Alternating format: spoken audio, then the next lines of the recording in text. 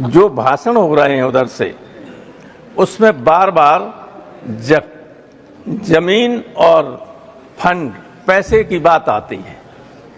मुझे ऐसा लगता है 14 से 24 तक आपको याद ही नहीं रहा, 10 साल आपको याद ही नहीं रहा कितनी बड़ी संपत्ति वक्फ बोर्ड के पास है, इतना पैसा वक्फ बोर्ड के पास है।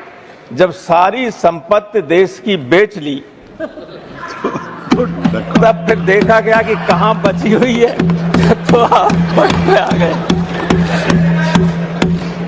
ऐसा मत कीजिए।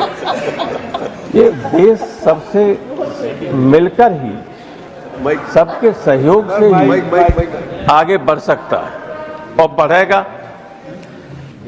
कितना ही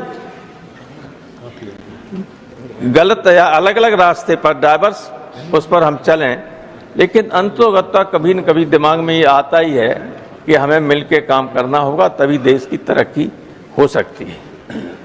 लेकिन हमें बुरा न मानो, एक सेंटेंस में कह रहा हूँ, मैं कई बार इतना ज़्यादा कटु सत्य कभी नहीं बोलता, और इसलिए नहीं बोलता हूँ कि आगे की लाइन में और पीछे भी दोनों तरफ, खासतौर से उस तरफ जो लोग बैठे हुए हैं, उनका मैं बहुत लिहाज करता हूँ, तो कहीं इनको बुरा न लगे इसलिए नहीं कहता हूँ।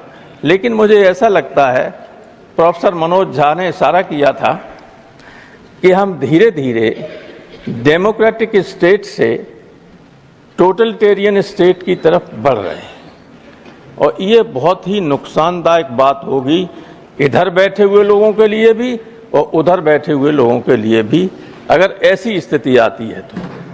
इसलिए ये स्थिति मत पैदा होने दीजिए।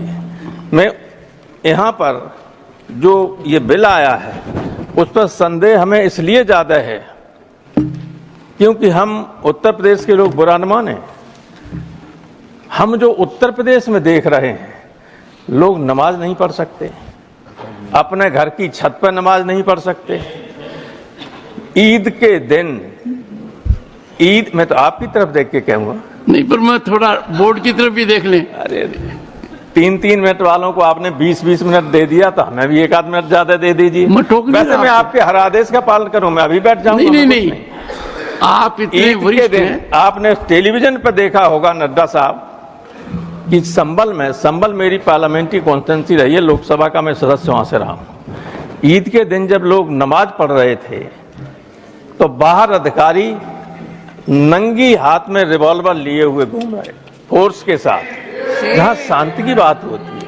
जब ये माहौल प्रदेश में कहीं हो